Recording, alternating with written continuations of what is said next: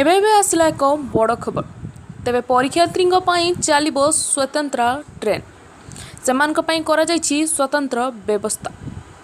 ତେବେ ବିଷୟର ସମ୍ପୂର୍ଣ୍ଣ ଖବର ଜାଣିବା ଲାଗି ଭିଡ଼ିଓଟିକୁ ଶେଷ ପର୍ଯ୍ୟନ୍ତ ଦେଖନ୍ତୁ। ତା ପୂର୍ବରୁ ଯଦି ଆପଣ ଆମ ଚ୍ୟାନେଲଟିକୁ ସବସ୍କ୍ରାଇବ୍ କରିନାହାନ୍ତି ତେବେ ସବସ୍କ୍ରାଇବ୍ କରିଦେଇ ପାଖରେ ଆସୁଥିବା ବେଲ୍ ଆଇକନ୍ଟିକୁ ବଜାଇ ଦିଅନ୍ତୁ। ଏହାଦ୍ୱାରା ସବୁ ଅପଡ଼େଟ୍ ପ୍ରଥମ କରି ଆପଣଙ୍କ ନିକଟରେ ପହଞ୍ଚିଯିବ। ତେବେ ପରୀକ୍ଷାର୍ଥୀଙ୍କ ପାଇଁ ଚାଲିବ ସ୍ୱତନ୍ତ୍ର ଟ୍ରେନ୍। ସେନା ପରୀକ୍ଷାର୍ଥୀଙ୍କ ପାଇଁ ଗଡ଼ିବ 2ଟି ସ୍ୱତନ୍ତ୍ର ଟ୍ରେନ୍। ଏନେଇ ସୂଚନା ଦେଇଛନ୍ତି ପୂର୍ବତନ ରେଳପଥ। ତେବେ ଟ୍ରେନ୍ର ଭିଡ଼କୁ ଦୃଷ୍ଟିରେ ରଖି 2ଟି ସ୍ୱତନ୍ତ୍ର ଟ୍ରେନ୍ ଚଳାଇବାକୁ ନିଷ୍ପତ୍ତି ନେଇଛନ୍ତି ପୂର୍ବତନ ରେଳବାଇ।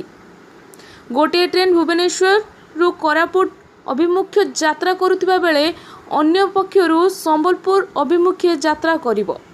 ଏହାସହ ଭୁବନେଶ୍ୱରରୁ କୋରାପୁଟ ଅଭିମୁଖେ ଯାତ୍ରା କରିବାକୁ ଥିବା ଟ୍ରେନ୍ଟି ରାତି 8ଟାରେ ବାହାରିବ ଓ ଦକ୍ଷିଣ ଓଡ଼ିଶାରୁ ଆସୁଥିବା ପରୀକ୍ଷାର୍ଥୀଙ୍କ ପାଇଁ ଏହା ବେଶ୍ ସହାୟକ ହେବ।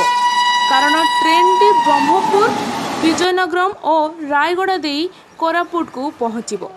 ଠିକ୍ ସେହିଭଳି ଦ୍ୱିତୀୟ ଟ୍ରେନ୍ଟି ସମ୍ବଲପୁର ଅଭିମୁଖେ ଯାତ୍ରା କରିବାକୁ ଥିବାବେଳେ ଏହା ପୁରୀରୁ ରାତି 11ଟାରେ ବାହାରିବ ଓ ଭୁବନେଶ୍ୱର ଓ ଢେଙ୍କାନାଳ ଭାୟା ଦେଇ ଯାତ୍ରା କରିବ ଏହି ଟ୍ରେନ୍। ତେବେ ଢେଙ୍କାନାଳ, ଅନୁଗୁଳ, ବୌଦ୍ଧ, ସମ୍ବଲପୁର, ବରଗଡ଼, ବଲାଙ୍ଗୀର ଓ ଝାରସୁଗୁଡ଼ାରୁ ଆସୁଥିବା ପରୀକ୍ଷାର୍ଥୀଙ୍କ ପାଇଁ ଏହି ଟ୍ରେନ୍ଟି ଯାତ୍ରା କରିପାରିବେ।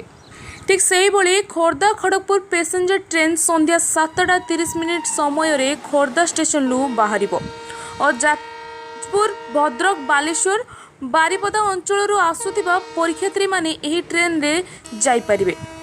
ତେବେ ଏହି ସମସ୍ତେ ଟ୍ରେନ୍ ଜେନେରାଲ ବଗିରେ ରହିବ ଓ ଏଥିରେ ପରୀକ୍ଷାର୍ଥୀ ଜେନେରାଲ ବୁକିଂ କାଉଣ୍ଟର କିମ୍ବା ନିଜର ଫୋନ୍ରୁ ଟିକଟ କାଟିପାରିବେ। ତେବେ ଏହା ଥିଲା ଆଜିର ଖବର। ଯଦି ଆପଣ ଏହିପରି ଅନ୍ୟ ଖବର ଜାଣିବାକୁ ଚାହୁଁଛନ୍ତି ତେବେ ଆମ ଚ୍ୟାନେଲଟିକୁ ସବସ୍କ୍ରାଇବ୍ କରି ପାଖରେ ଆସୁଥିବା ବେଲ୍ ଆଇକନ୍ଟିକୁ ବଜାଇ ଦିଅନ୍ତୁ। ଏହାଦ୍ୱାରା ସବୁ ଖବର ପ୍ରଥମ କରି ଆପଣଙ୍କ ନିକଟରେ ପହଞ୍ଚିଯିବ। ତେବେ ଭିଡ଼ିଓଟି ଭଲ ଲାଗିଥିଲେ ଲାଇକ୍ କରି ପ୍ରଚୁର ମାତ୍ରାରେ ସେୟାର କରିଦିଅନ୍ତୁ। ଆଜି ପାଇଁ ଏତିକି। ମୁଁ ରହିଲି। ନମସ୍କାର।